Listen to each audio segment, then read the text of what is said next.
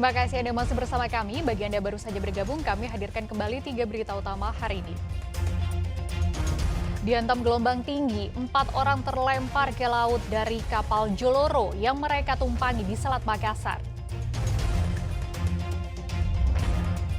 Seorang dokter di Makassar dianiaya oleh suami pasien. Diduga pelaku tersinggung dengan perkataan sang dokter. Waspada, skincare mengandung bahan berbahaya. BPOM RI menindak sejumlah produk skincare nakal di Makassar.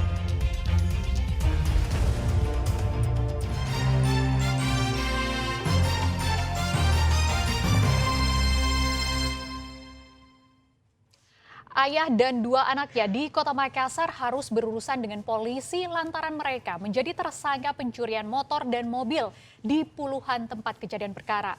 Dari tangan tersangka, polisi menyita 24 unit motor sebagai barang bukti.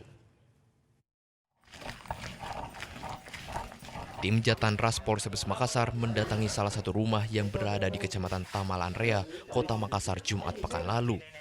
Polisi menangkap 3 orang terdiri dari ayah dan 2 anaknya yang masih di bawah umur. Dalam penggerebekan ini, petugas juga menangkap 1 perempuan berstatus mahasiswi salah satu perguruan tinggi. Mereka menjadi tersangka pencurian motor dan mobil di puluhan TKP. Dari tersangka 1 keluarga, polisi menyita 24 unit sepeda motor. Modus yang digunakan para tersangka beragam, mulai dari memanfaatkan korban yang lupa melepas kunci motornya hingga menggunakan kunci letter T untuk membobol curiannya.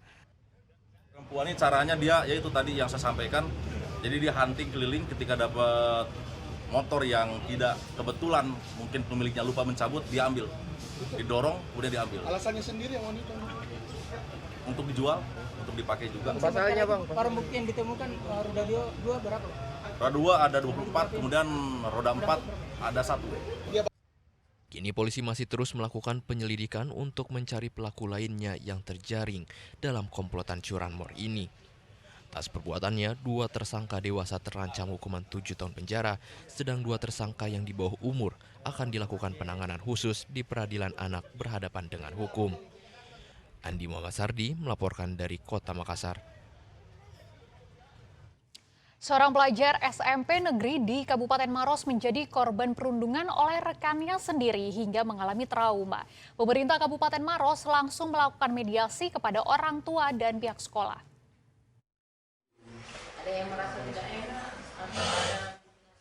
Aksi perundungan kembali terjadi di kalangan pelajar.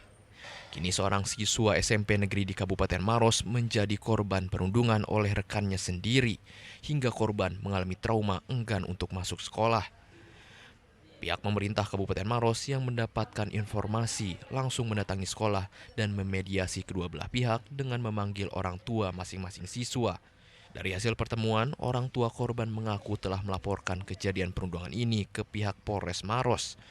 Sedang pemerintah Kabupaten Maros berupaya agar permasalahan antara siswa dapat terselesaikan dengan cara kekeluargaan.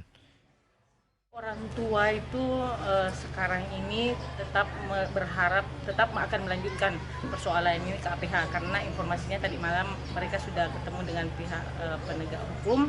Namun saya berharap kepala sekolah dan dinas pendidikan tetap melakukan pendekatan secara kekeluargaan karena ini kan persoalan anak-anak. Mudah-mudahan bisa diselesaikan secara musyawarah dan mufakat.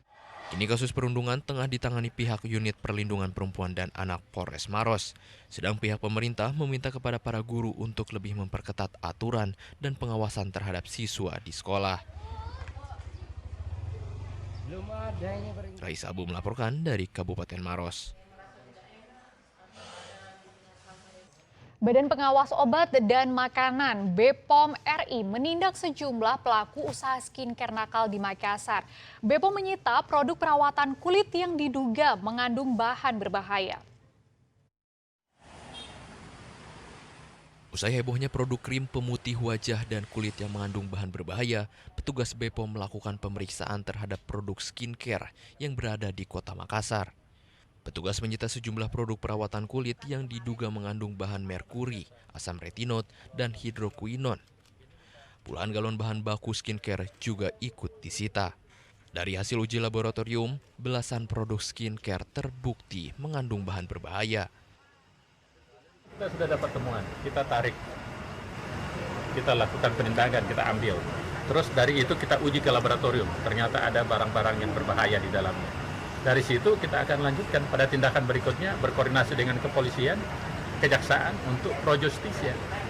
Jadi pelakunya akan kita tarik ke pengadilan, kita tegas. Kalau yang kemarin yang 20 sudah diproses, masih dalam proses ya. Yang ini kan baru dapat kemarin. Nah ini nanti akan ditindaklanjuti sesuai dengan peraturan yang berlaku. Pihak BPOM RI secara tegas akan melanjutkan kasus ini ke pihak kepolisian serta kejaksaan agar segera dilakukan proses penyelidikan dan penyidikan bagi para pelaku usaha skincare bandel. Andi Mamasardi melaporkan dari Kota Makassar. Debat perdana calon wali kota Makassar mempertemukan 4 pasangan calon dalam satu panggung. Dalam debat ini mengambil tema peningkatan kesejahteraan melalui pelayanan inklusi dalam membingkai NKRI. Debat terbuka ini pun sempat diwarnai kericuhan saat acara berlangsung. Debat perdana Pilwalkot Makassar 2024 nyaris ricuh saat sesi pemaparan visi misi pasangan calon yang digelar di salah satu hotel di Kecamatan Biringkanaya, Makassar Sabtu lalu. Ketegangan dipicu salah satu pendukung pasangan yang membawa toa atau pengeras suara ke dalam lokasi debat.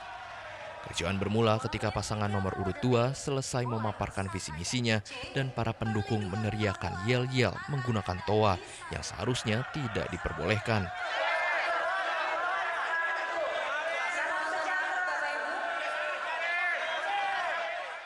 Meski begitu, kegiatan debat tetap berlangsung aman dan lancar. Dalam debat perdana yang mengambil tema peningkatan kesejahteraan melalui pelayanan inklusi dalam bingkai NKRI, para calon wali kota memaparkan rencana mereka memajukan kesejahteraan masyarakat Kota Makassar dan memajukan sektor pendidikan, kesehatan, pertanian, perikanan, serta perekonomian. Alhamdulillah ya, kita sudah melaksanakan debat ini dan ya alhamdulillah di luar soal hal-hal yang dinamika yang terjadi tadi, saya kira secara umum pelaksanaan debat ini berjalan lancar dan kita berterima kasih kepada seluruh pihak yang terlibat dalam debat publik pertama ini. Mudah-mudahan pada debat publik berikutnya kita bisa lebih baik lagi. Untuk tema debat kali ini seperti apa? Untuk tema debat kali ini ya seperti yang dilihat tadi ya, bahwa lebih bicara soal inklusivitas, kemudian lebih bicara soal bagaimana kemudian kesejahteraan dan sebagainya. Debat yang dibagi 6 segmen ini diharapkan dapat menjadi sarana bagi warga Kota Makassar dalam memilih pemimpin mereka yang dapat membawa Kota Makassar ke arah lebih baik dan semakin maju. Raisa Abu melaporkan dari Kota Makassar.